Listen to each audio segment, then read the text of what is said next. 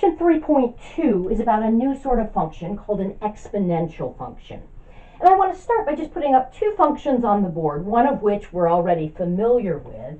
That would be just f of x equals our squaring function.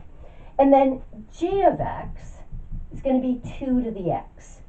Now at first glance, these look very similar because the right-hand side, the formula for my y values, is just an exponential expression that involves an x and a 2. But they're actually very, very different because here the variable is in the base and the exponent is constant. In this particular case, because my exponent is a positive integer, this is just a power function. And I know what this one looks like because this one is my squaring function. So we're familiar with this graph. Okay. Here, notice that the variable is in the exponent position. The base is what's constant. So we're always looking at powers of 2, but we're going to vary what power we're taking. Okay. When x is 2, we'll be squaring. When x is 3, we'll be cubing. Okay. When the variable is in the exponent position like that, we call it an exponential function. To be a little bit more precise, an exponential function will have the form y equals b to the x, where I'm using b to stand for the base. We do put some restrictions on what numbers we're going to count as legitimate bases for exponential functions. So our base b has to be positive, and it's not allowed to be 1. Okay. So that basically rules out 3 things. It can't be 1, it can't be 0, and it can't be negative. Now, I want to talk a little bit about just reviewing how we evaluate exponents. And then once we've done that, we'll come back and talk about the reason that we have those restrictions. Okay. But if you have a positive number other than 1 in the base, and x in the variable position, that's an exponential function. Okay. So, we know how to evaluate a lot of exponents. If I have, let's just work with a base of 2. If I take 2 squared, I know that means I've just got 2 factors of 2, and that would give me 4. If I have 2 cubed, I know that that's 3 factors of 2, still 2. And so that would give me 8. And of course, 2 to the first is just 1 factor of 2. That's just 2. Okay. So when my exponent is a positive integer, it just tells me how many of that base I have. Let's review, though, if we have an exponent that's a slightly weirder number, not a nice positive integer. If I have 2 to the 0, okay, want to remember what that is. And a lot of times people make the mistake of saying, oh, I don't have anything, so it must be 0. It is not. It is 1. Okay. We're basically continuing a pattern here. Okay. Basically, if I look here, every time we go up 1 exponent, we multiply by another 2. 1 times 2 is 2, times 2 is 4, times 2 is 8. Okay. So every time the exponent goes up 1, multiply by another factor of 2. Well, that means if I reverse that, every time the exponent goes down 1, I'm going to divide by a 2. So 2 cubed is 8. When I reduce the exponent to 2, I get 1 less 2. 8 divided by 2 is 4. Reduce the exponent to 1, we're dividing by a 2. 4 divided by 2 gives me 2. Reduce the exponent by 1, and we're dividing by 2. 2 divided by 2 is 1. Okay. That's a very important rule of exponents. B to the 0 is 1. Doesn't matter what the base is, it's always 1. We can think of that as we've got 0 factors. But if I look at this, it's like I could put a 1 there. I could multiply by 1. Multiplying by 1 doesn't change anything. So in the world of exponents, okay, there's always an understood 1 there. So if I don't have any 2's, I still have that factor of 1. Okay. Now that's going to help us in remembering what negative exponents mean. So 2 to the negative 1, well, I've just reduced the exponent by 1. I know what that means I'm supposed to do. I'm supposed to divide by 2. So that would give me 1/2. If I get 2 to the negative 2, I'm going to be dividing by another 2. What that's going to do is that's going to put a second factor of 2 in the denominator.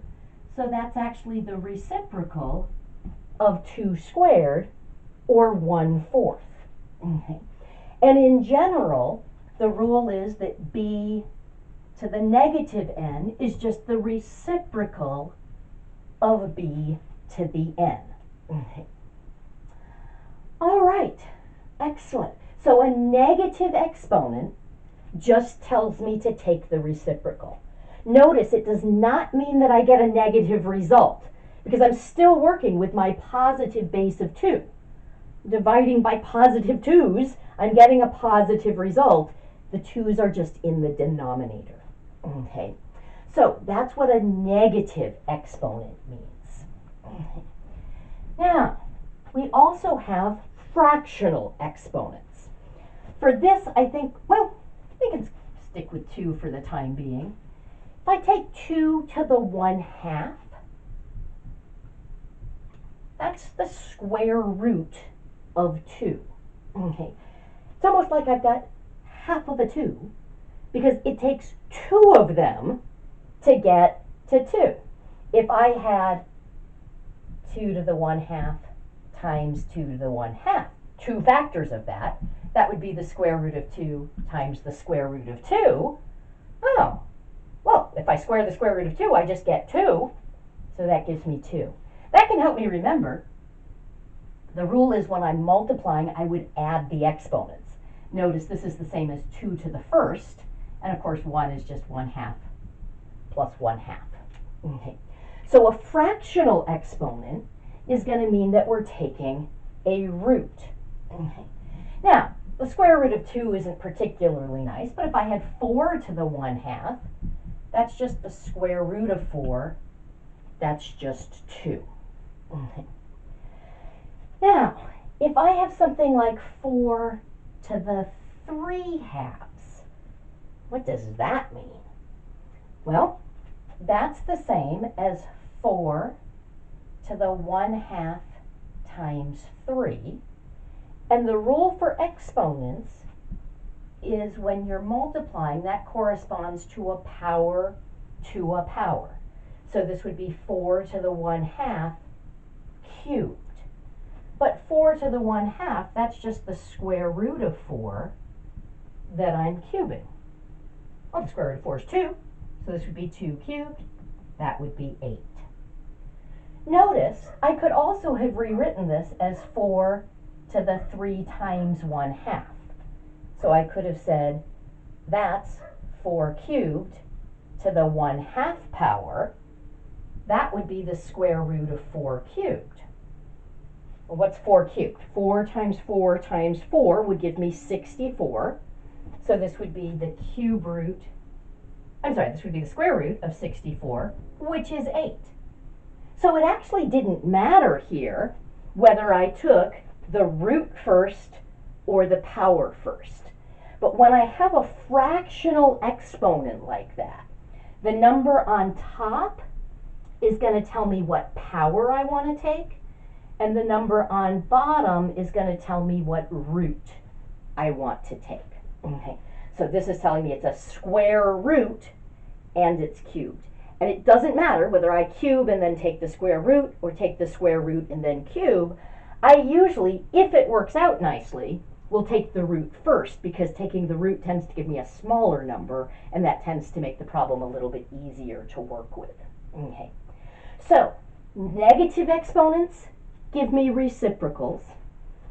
If I have b to the 1 over n, that's going to be the nth root of b. This would be where n is a positive number in this case. N doesn't have to be positive here, but if n was negative, this would just be the opposite of the negative number. It would just be b to a positive power. Okay. All right, let's see. So we've got, sort of just summarizing some exponential rules. B to the m over n is the nth root of b to the m, which is the same as the nth root of b to the mth power. Okay. So we've reviewed how to evaluate negative exponents, that's just the reciprocal, and fractional exponents. The number on bottom tells us what root to take, the number on top tells us what power to take. And I can certainly combine fractions and negatives. So for example, if I had 4 to the negative 3/2, that would just be the reciprocal of 4 to the 3/2, which would be the reciprocal of the square root of 4 cubed, which would be 1/8. Okay. Now, the reason I'm reviewing all of this is because we're going to have x in the variable position. So we're going to be looking at all sorts of different powers of our base. Okay. Now, we've reviewed a lot of them. What we haven't covered is what if I have an irrational number? What if I wanted to do something like 2 to the pi? Okay. Now, pi is an irrational number. Pi is 3.14159, blah, blah, blah, blah, blah, blah, blah, blah, blah. Okay. The decimal expression goes on forever and ever and ever without ever repeating a pattern. So how on earth do I define that? Well, what I do is I basically look for a pattern. Okay. So I could calculate 2 to the 3.1 because that would just be 31/10. That's a rational number. That's a fraction. So that would be the 31st power of the 30th root. Okay. Of the 10th root, rather. Okay.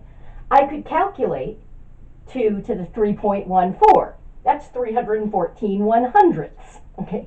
Now, this is kind of messy, but that's all defined. And what I can do is if I stop the decimal expansion at any point, I'm always creating a rational number. Look for a pattern. The number that those results are approaching is how we would define 2 to the pi. Now, you're not going to need to evaluate that by hand. That's a place where we would use technology. So I'm not going to ask you on an exam what 2 to the pi is, because that's a place where you would really need a calculator, and you're not allowed a calculator on an exam. Okay, but I just wanted to point out that that's how it's defined. So we define exponents for positive numbers, negative numbers, fractions. So that gives us all the rational numbers. And then we can look at irrational numbers by just looking at the pattern that we get by taking rational numbers that get closer and closer and closer to the irrational number that we wanted the power. Okay, excellent. So we have reviewed how exponents are defined. I want to take a look at the graph of our first exponential function. F of x equals 2 to the x. Okay. So, if you know what that looks like, fabulous. Okay. But for some of you, this might be a new type of graph that you haven't seen before. When we don't know, we generally will fall back on a table of values. So I want you, before the next video, to complete this table of values. We'll try a couple of negatives, 0, and a couple of positives. So I'm not throwing in any wacky stuff that you would need a calculator for. Since all of these are integers, you should be able to evaluate these powers by hand. So I want you to plot those points and play connect the dots. But before you connect the dots, sort of take a look at the pattern that's suggested by these points and try to make sure that you respect the pattern that you see and think about it before you connect the dots to try and get a graph that you think is accurate. And we'll start the next video by going over this together.